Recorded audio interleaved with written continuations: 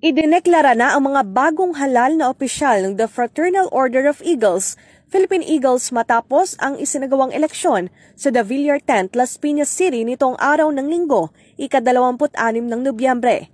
Ang halalan ay dinaluhan ng mahigit 4,000 matataas na opisyal ng organisasyon mula sa iba't ibang panig ng bansa. Nakuha ng dating governor ng Eagles Club NCR 11 Kuya Eagle Ronald de los Santos ang pinakamataas na boto na siyang nagluklok sa kanya bilang ika-38 na Pangulo ng Philippine Eagles. Pinalitan ni De Los Santos si outgoing Nelson Sarapudin na ika-37 pambansang Pangulo ng Fraternal Order of Eagles mula 2021 hanggang 2023 na nakilala bilang Disaster Responsive President. Ayon sa outgoing National President, Kuya Eagle Nelson Sarapudin, kahit natapos na ang termino nito ay magpapatuloy ang serbisyo ng Agila. Ito naman organization natin, kahit hindi na po ako National President, tuloy pa rin ang yung tulong namin, yung alalayang Agila para sa taong bayan, lalo-lalo na mga tamaan na may kalamidad. Sa panayam kay incoming National President Kuya Eagle Ronald de los Santos, ipinangako nito ang pagpapatuloy sa mga nasimula ng dating lider ng organisasyon. Kailangan po natin mag-impisa na sa ating trabaho para po sa ipagpatuloy natin yung nasimulan ng ating Kuya Nelson Sarapudin. Yung pagparami sa Agila, yung gawin yung lahat na hindi po niya naituloy na mga projects. Especially yung kanyang project ngayon na lahat ng nationwide na magkaroon ng Eagle's Nest. At the same time, yung national headquarters.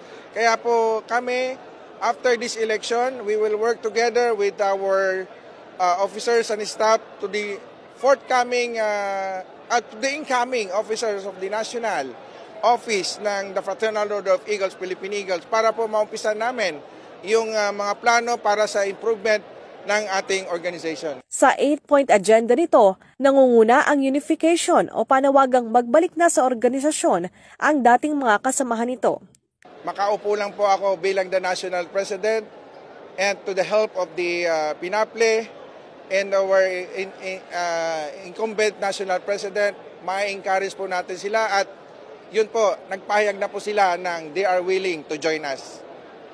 Ang iba pang mga bagong halal na opisyal ay sina Executive National Vice President-elect Eagle Jason Masa, Vice President for Luzon-elect Eagle Agaton Javier, Vice President for Visayas-elect Eagle Arnold De Asis, Vice President-elect for Mindanao Eagle Sullivan Teo, Board of Trustees Eagle Ronnie Aquino, Eagle Emilio Ramon E.R. Ejercito, Eagle Boy J.M. Llames, Eagle Yuri Tulawe. Ang halala ng mga bagong opisyal ng The Fraternal Order of Eagles, Philippine Eagles, ay sinaksihan ni Senator Cynthia Villar, Senator Ramon Bong Revilla, Senator Francis Tolentino, Senator Ronald Bato de la Rosa, Senator J.V. Ejercito at Yusek Epimaco Densing III, Himamaylan Mayor Raymond Tongson at Okada NCR 84 Governor Zen Turica na nakatanggap din ng pagkilala sa kanilang pinakitang suporta sa Philippine Eagles. Ilan sa mga senador na kasapi rin ng Agila ay nagpaabot ng kanilang mensahe para sa organisasyon.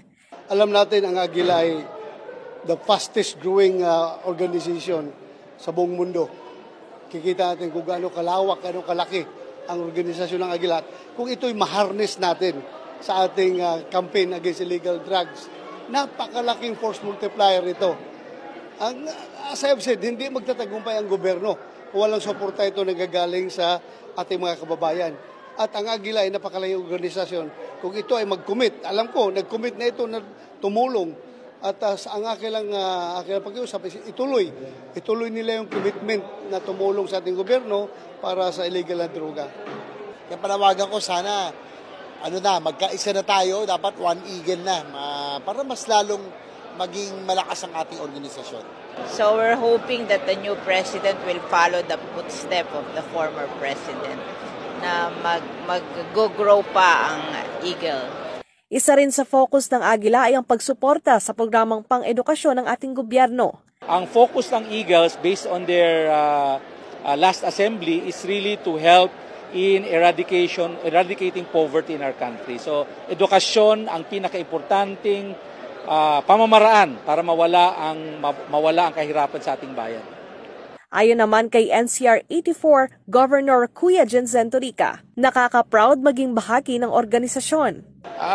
Sobrang happy kami, sobrang saya, and we are very proud to call ourselves the Eagles dahil napalaki talaga ni Kuya Nelson Sarapudin yung ating fraternity, and we have with us the super majority of the Fraternal Order of Eagles, Philippine Eagles Inc. Nakita nyo naman po, almost 400 governors, 2 araw po tayo nag-convention, halos 4,000 yung nagsi-attend po sa atin. Punong-puno po yung napakaganda nating Villar tent, courtesy of our ate Senator Cynthia Villar. So we are very, very thankful about that. At super proud sa leadership ni Kuya Nelson Alonto Sarapudin. We are excited for 2024. Yay!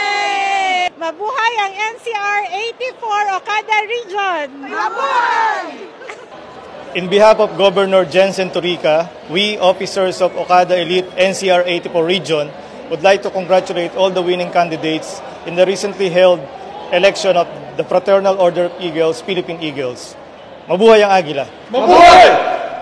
Ang The Fraternal Order of Eagles, Philippine Eagles, ay isa sa pinakamatagal ng socio-civic na organisasyon na may patnubay na prinsipyo ng paglilingkod sa pamamagitan ng matibay na pagkakapatiran at ugnayang pangkapatiran sa mga miyembro nito bilang saligan ng makataong serbisyo. Mabuhay ang Agila! Mabuhay!